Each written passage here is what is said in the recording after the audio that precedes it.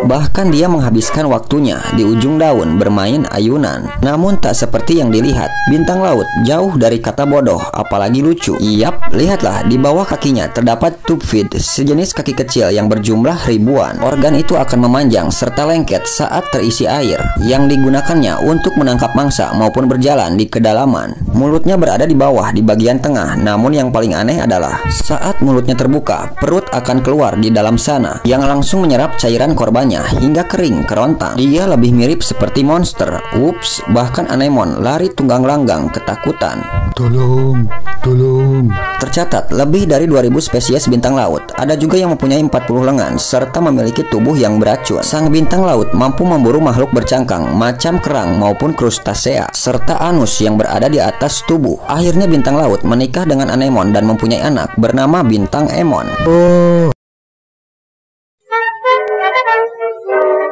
Sepertinya dia membutuhkan baju baru, namun tidak begitu mudah karena dia bukan satu-satunya yang berburu.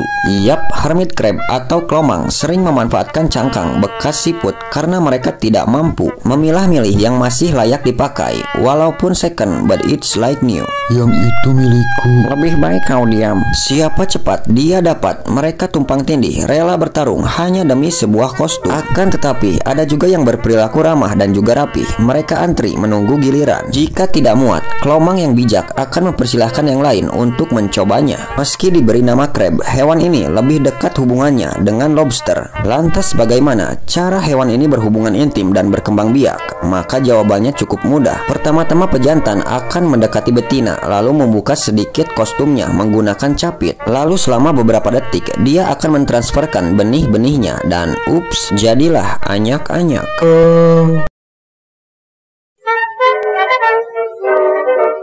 Ketimbang pusing dan terlalu banyak anyak-anyak, yap, makan saja. Sabar nak.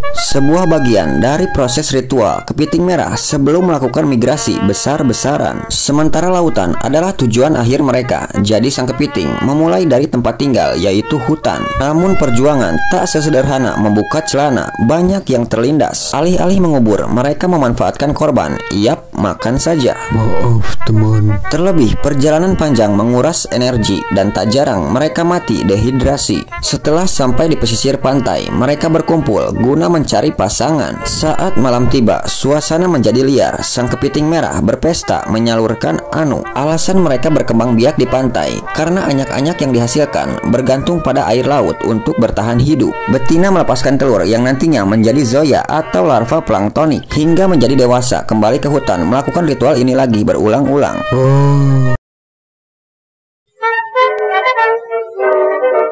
Mereka terbiasa berkembang biak di balik daun. Yap, splashing tetra, ikan unik yang berhabitat di Amerika Selatan, terutama di perairan Amazon. Setelah mendapatkan pasangan, sang ikan akan berencana mempunyai anyak-anyak. Berdua melakukan koordinasi, saling meyakinkan satu sama lain. Dan yap, mereka melompat secara bersamaan. Namun di atas sana, mereka tidak melakukan anu karena bukan mamalia. Betina hanya menempelkan telur-telurnya di balik dedaunan yang langsung dibuahi oleh sang pejantan. Sekali melompat, dia menghasilkan 6 telur dan akan terus melakukannya hingga berjumlah ratusan. Setelah dikira cukup, bunda akan pergi bertraveling, sementara sisa tugasnya dilakukan oleh bapake. Dia menyemprotkan air menggunakan ekornya selama kurang lebih 72 jam. Terus menjaga kelembapan dan kebersihan. Dia setia menunggu. Kini embrio mulai terbentuk dan sisanya biar waktu yang membimbing anyak-anyak kembali ke rumah. Ups, roti hangat, roti hangat.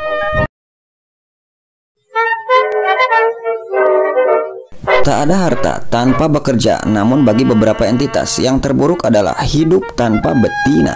Yap. Beruntungnya dia hanya perlu mengangkut batu kali untuk menarik perhatian lawan jenis. Sang ikan akan mengangkut setiap bebatuan kecil lalu menumpuknya hingga berdiameter 1 meter. Namun sialnya, dia bukan satu-satunya makhluk yang mempunyai harapan. Lebih baik kau diam. Ups, seseekor yang tengah dimabuk asmara memang sering melakukan hal yang tak terduga. Mereka adalah river chub, spesies ikan yang berhabitat di Amerika Utara. Selain mempunyai perilaku yang unik, mereka juga dijadikan digunakan sebagai indikator kebersihan air. Karena mereka hanya bisa hidup di perairan yang jernih dan kadar oksigen yang tinggi. Nampaknya warga sekitar penasaran melihat mereka berkembang biak. Yap, usahanya dibayar tunai. Selain telur, sarang yang dibuat sang ikan juga dipakai sebagai rumah bagi ikan kecil. Smart people.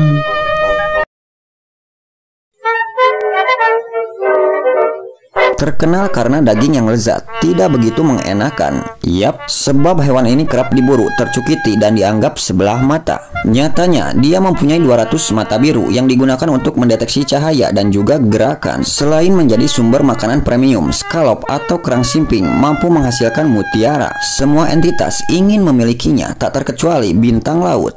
Ups, tak semudah itu teman. Dia mampu meluncur dengan kecepatan hingga 1,8 meter per detik, serta berenang dengan cara membuka dan menutup cangkangnya. Dan yap, sialnya, saat dalam keadaan panik, semua sentuhan terasa seperti ancaman. Parno dan paranoid, bahkan tumbuhan laut terus menggodanya. Seseekor, tolong hamba. Dia hanya bisa berenang beberapa detik saja. Terserah kaulah. Karena energi yang dikeluarkan sangat besar, jadi dia lelah dan menyerah. Sementara siput laut menunggu sisa makanan premium. Aku benci aku. Baginya ubur-ubur adalah kudapan yang cukup menantang. Yap, sensasi getaran yang meledak di tenggorokan. Sang penyu menikmati setiap sengatan. Tak banyak hewan yang berperilaku seperti ini. Lanjut bang. Sebuah atraksi yang tak bisa dilihat setiap hari. Sebab penyu hijau adalah seekor herbivora ketika memasuki usia dewasa. Yap, namun terkadang ini terlalu berbahaya. Perilaku abnormal sang penyu kerap mempermainkan entitas di sekelilingnya. Dari mulai memakan alga yang berisi telur-telur hewan lain, hingga merusak anemon yang notabene sarang ikan kecil. Namun di balik wajahnya yang polos dan juga datar, dia membantu menyeimbangkan ekosistem alam. Sang penyu hijau memangkas setiap alga dan mengunyah sedikit telur ikan badut. Berbeda dengan kura-kura darat, penyu tidak tahu malu karena tak bisa menyembunyikan kepalanya. Perilaku menyebalkan yang harus dirasakan paling tidak hingga 100 tahun ke depan.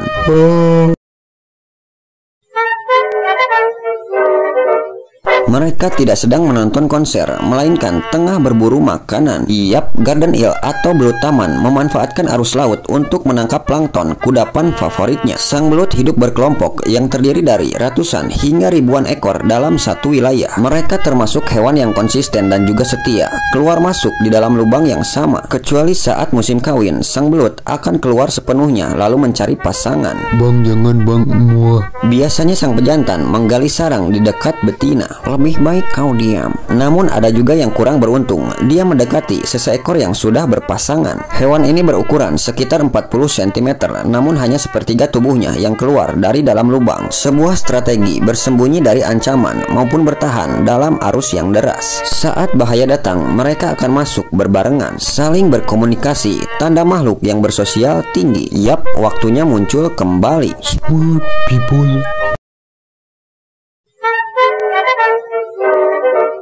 Dia adalah bayi super yang ukuran otaknya lebih besar dari tubuhnya. Yap, semenjak lahir, bayi sotong sudah mempunyai organ tubuh yang lengkap yang berfungsi dengan baik. Lihatlah, dia sudah bisa melakukan mimikri atau sebuah teknik kamuflase untuk menghindari predator. Hanya berukuran 3 hingga 8 mm, sang bayi sotong dipaksa hidup sendiri. Inilah yang membuat bakat dan juga kemampuannya lebih kuat daripada anyak-anyak hewan lain. Dibekali dengan indera penciuman dan pendengaran yang sangat tajam, serta mampu meniru setiap benda di sekelilingnya. Tak sampai di situ, dia juga sudah mampu berburu menggunakan tentakelnya. Akan tetapi, beberapa predator sulit untuk dibodohi. Mereka sedikit pintar. Aku menemukannya. Lebih baik kau diam. Ups, dia mempunyai jurus terakhir yaitu sifon, organ khusus yang mampu menyemburkan air yang digunakan untuk bertahan maupun meluncur. Saat dalam keadaan terancam, dia juga mampu menyemprotkan tinta. Smart people. Entitas yang terlihat seperti plastik mengambang ini sangatlah berbahaya, sebab sang makhluk dipersenjatai tentakel yang beracun sepanjang 30 meter. Portugis man-o-war bukanlah ubur-ubur, melainkan satu makhluk yang terdiri dari 4 polip. Bagian atas adalah kantung gas yang berisi nitrogen, oksigen, dan juga argon. Selanjutnya adalah tentakel penyengat, lalu pencernaan dan bagian reproduksi. Yap, gabungan dari beberapa individu yang berfungsi berbeda menjadi sebuah satu kesatuan. Tolong. Sengatannya mengandung neurotoksin yang sangat berbahaya. Coba tanyakan pada ikan yang sudah tak bernyawa. Iya betul. Wups, tak sulit baginya untuk menghilangkan nyawa seseekor dan seseorang. Bahkan tentakel yang sudah terpisah dari tubuhnya masih bisa menyengat hingga berhari-hari. Maka dari itu, di beberapa negara pantai akan ditutup manakala man-o-war bermigrasi dan berdiam diri di lautan. Wups, Aku benci dubur-dubur.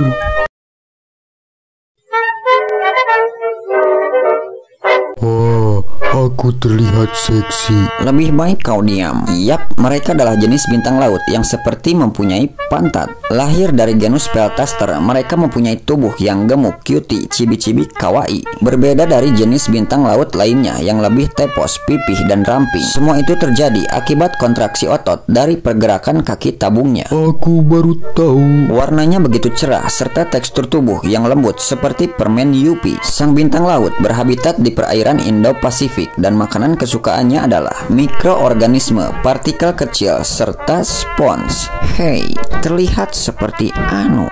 Anu akan membesar saat dalam kondisi terancam. Dia mengeras dan mengembung. Ciri khas lainnya adalah 5 lengannya yang pendek memberi kesan lucu dan manusiawi. Terlebih, tak ada lagi makhluk laut yang terlihat seperti mempunyai pantat. Pantat people. Menikmati hidup tanpa spons dan bintang laut. Yap, dia lebih senang berjalan ketimbang berenang, terkadang meluncur ke tempat yang lebih dangkal. Ketenangan yang ingin ia dapatkan tak semulus pala Deddy Corbuzier. Hei, lebih baik kau diam. Diserbu ciuman yang membabi buta, begitu risih, namun sang gurita cincin biru tetap tenang. Lihatlah, sang ikan menjauh, mengambang, karena dia adalah gurita paling mematikan di lautan. Ini adalah misi utamanya, yaitu berburu kepiting. Meski dianugerahi dengan racun yang mematikan bahkan 1200 kali lipat lebih kuat dari sianida, sang gurita yang berhabitat di Indo-Pasifik tidaklah agresif, dia lebih senang bersembunyi. Akan tetapi kini menjadi permainan petak umpet karena sang kepiting pun tidak mau dijadikan sebagai makanan gratis. Permainan macam apa ini? Aku benci kepiting.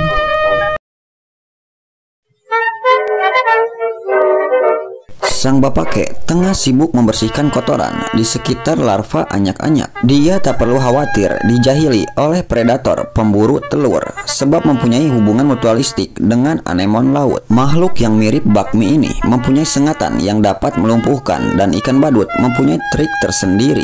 Yap, dia mempunyai lendir khusus di tubuhnya guna mencegah anemon untuk mengeluarkan racun. Setiap beberapa jam sekali, Pak Badut akan kembali guna mengipasi anyak-anyak. Sebuah ritual yang ditujukan agar pasokan oksigen terpenuhi. Terlebih, ikan badut tak pernah jauh dari tempat tinggalnya, terkecuali saat berburu, itu pun tak lebih dari 10 meter jauhnya. Nantinya sisa makanan akan menjadi keuntungan tersendiri bagi anemon. Sementara anyak-anyak ikan badut terlahir sebagai pejantan. Mereka mempunyai sistem hierarki yang cukup unik, di mana saat betina mati, pejantan dominan akan berganti kelamin. Whoops.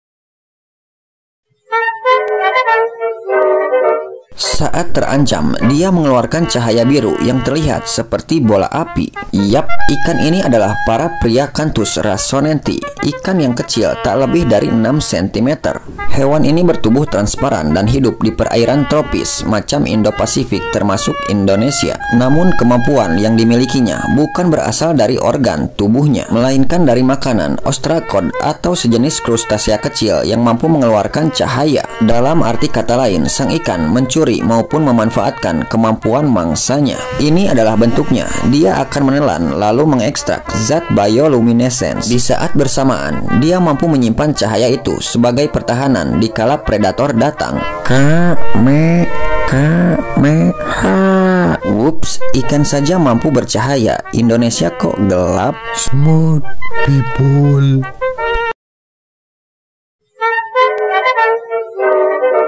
Kerjaan ikan satu ini hanyalah menempel dan menumpang di tubuh hewan lain. Yap, mereka adalah makhluk laut yang mempunyai alat hisap di atas kepalanya. Tak ada perkenalan dan tanpa promosi, sang ikan nemplok begitu saja di tubuh entitas lain. Gajinya pun di bawah UMR sebab mereka hanya mendapatkan sisa makanan namun diberi transportasi gratis. Akan tetapi, mereka berperilaku cukup berlebihan. Bukan cuma pari dan paus, bahkan preman laut macam hiu mereka tumpangi. Dan uniknya, ikan remora mampu men-setting daya hisapnya layaknya vacuum cleaner. Lebih baik kau diam. Baik. Perilaku ini juga ditujukan untuk menghindari predator serta berpindah tempat karena mereka bukan perenang handal. Boy. Nampaknya sang remora mencoba untuk menghisap Anu. Aku benci Anu. Mereka adalah katak yang berhabitat di tempat yang dingin dan ekstrim, terutama di Alaska. Yap, wood frog, salah satu amfibi yang bisa hidup kembali saat tubuhnya membeku. Tungguin, woi. Pantatnya menempel. Saking dinginnya, mereka harus cepat bergerak guna berkumpul di kolam, sebab hari ini adalah jadwal perkembangbiakan. Aku datang cinta. Biasanya mereka absen terlebih dahulu di tempat yang dangkal guna melakukan ritual yang dinamakan wok-wok. Ada yang bersuara untuk memantik perhatian betina, namun ada juga yang langsung mentes keadaan. Lebih baik kau diam. Peranuan ini berlangsung hingga berjam-jam, hingga akhirnya mereka akan beranjak ke kedalaman. Di sana, para betina mengeluarkan ratusan ribu sel telur berwarna hitam, dan kini air kolam terlihat seperti es boba. Aku benci katak. Diam itu adalah emas, mungkin sebuah peribahasa yang cocok untuk hewan satu ini. Yap, dijuluki sebagai karpet lautan, wobegong sangat jarang sekali berpindah tempat. Dia hanya berdiam diri dalam satu posisi hingga berbulan-bulan lamanya. Sementara saat dalam kondisi kelaparan, dia akan menunggu dengan penuh kesabaran dan karena ikan kecil tertarik dengan rumbai maupun janggut di sekitar mulut wobegong, maka biarlah rezeki datang menghampiri. Terlebih, dia mempunyai hisapan yang terbilang kuat. Wobegong hidup di kedalaman hingga 100 meter dan dia berhabitat di Indo-Pasifik termasuk Indonesia. Lebih baik kau diam. Sebab saat bergerak, dia terlihat menyeramkan, namun bentuk terkadang menipu. Kenyataannya, dia pemalu dan tak seagresif yang dikira. Wobegong juga termasuk ovovivipar. Dia melahirkan sebanyak 20 anak-anak. Smart people.